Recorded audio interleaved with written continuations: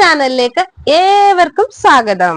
ഞാൻ നിങ്ങളുടെ സ്വന്തം ജിൻസി. വായു മലിനീകരണം 2021 8.1 ദശലക്ഷം മരണങ്ങളുമായി ബന്ധപ്പെട്ടിരിക്കുന്നു. ആഗോളതലത്തിൽ രണ്ടാമത്തെ പ്രധാന കാരണം. State of global air 2024 report അന്തരീക്ഷ മലിനീകരണം ആരോഗ്യത്തിൽ പ്രത്യേകിച്ച് 5 വയസ്സിൽ താഴെയുള്ള കുട്ടികളിൽ ഉണ്ടാകുന്ന ആഘാതങ്ങളെ കുറിച്ചുള്ള ഭയാനകരമായ സ്ഥിതിവിവര കണക്കുകൾ വെളിപ്പെടുത്തുന്നു. 2021 ലോകമെമ്പാടുമുള്ള വായു മലിനീകരണം കാരണം 5 വയസ്സിൽ താഴെയുള്ള കുട്ടികളിൽ ഏറ്റവും കൂടുതൽ മരണങ്ങൾ രേഖപ്പെടുത്തിയത് ഇന്ത്യയിലാണ്. ചുരുക്കത്തിൽ ഓസോണുമായി ബന്ധപ്പെട്ട മരണങ്ങൾ വർദ്ധിച്ചു വരികയാണ്. ഇന്ത്യ എക്സ്പ്ലോറേഷനിൽ ഗണ്യമായ വർധനവ് അനുഭവിക്കുന്നു. അന്തരീക്ഷ മലിനീകരണം 2021 ആഗോളതലത്തിൽ 8.1 ദശലക്ഷം മരണങ്ങൾക്ക് കാരണമായി. ഇത് 5 വയസ്സിൽ താഴെയുള്ള 7 ലക്ഷം കുട്ടികളെ ബാധിച്ചു. വായു മലിനീകരണം മനുഷ്യന്റെ ആരോഗ്യത്തെ വളരെയധികം ബാധിക്കുന്നു. ഇത് ആഗോളതലത്തിൽ മരണത്തിനുള്ള രണ്ടാമത്തെ പ്രധാന അപകട ഘടകമായി മാറുന്നു. State of global air SOGA 2024 report ബുധനാഴ്ചയാണ് പുറത്തിറങ്ങിയത്. 2021 അന്തരീക്ഷ മലിനീകരണം ആഗോളതലത്തിൽ 8.1 ദശലക്ഷം മരണങ്ങൾക്ക് കാരണമായി. അതിൽ 5 വയസ്സിൽ താഴെയുള്ള 7 ലക്ഷത്തിലധികം കുട്ടികൾ ഉൾപ്പെടുന്നു.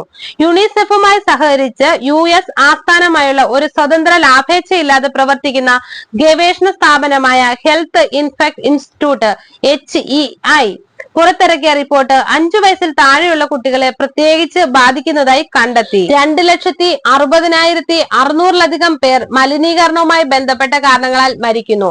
ദക്ഷിണേന്ത്യ പോഷകാഹാരക്കുറവ് ശേഷം മരണത്തിന്റെ രണ്ടാമത്തെ പ്രധാന കാരണമാണിത്.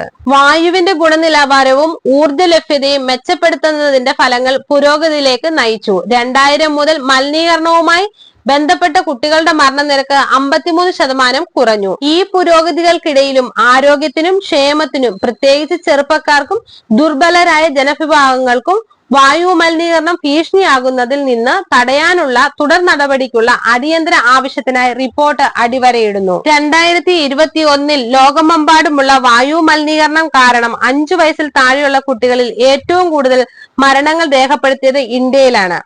അന്തരീക്ഷ മലിനീകരണവുമായി ബന്ധപ്പെട്ട് 5 വയസ്സിന് താഴെയുള്ള കുട്ടികളുടെ മരണസംഖ്യ കാലക്രമേണ കുറഞ്ഞു വരികയാണെന്ന് എന്നതാണ് ഒരു നല്ല വാർത്ത. ദ്വിതീയ മലിനീകരണ പദാർത്ഥമായ ഓസോണിന്റെ അളവും ഓസോൺ മൂലമുണ്ടാകുന്ന മരണങ്ങളും കാലക്രമേണ വർദ്ധിച്ചു വരികയാണ്. 2000 ഓസോൺ എക്സ്പോഷർ 93,000 മരണങ്ങളുമായി ബന്ധപ്പെട്ടിരിക്കുന്നു. 2021 ഓസോൺ എക്സ്പോഷർ ഇന്ത്യയിൽ 2,72,000 മരണങ്ങളുമായി ബന്ധപ്പെട്ടിരിക്കുന്നു. റിപ്പോർട്ട് അനുസരിച്ച് ദക്ഷിണേഷ്യ, ഈസ്റ്റ് വെസ്റ്റ് സെൻട്രൽ, ദക്ഷിണാഫ്രിക്ക എന്നിവിടങ്ങളിലെ രാജ്യങ്ങൾ വായു മലിനീകരണവുമായി ബന്ധപ്പെട്ട ഏറ്റവും വലിയ രോഗഭാരം അനുഭവിക്കുന്നു. ബില്യണിലധികം ജനസംഖ്യയുള്ള ഇന്ത്യയിൽ 2.1 ദശലക്ഷവും ചൈനയിൽ 2.3 ദശലക്ഷവും മരണങ്ങൾ കണ്ടു. മൊത്തം ആഗോള രോഗഭാരത്തിന്റെ 54% ഇവരെല്ലാവരും ചേർന്നാണ്.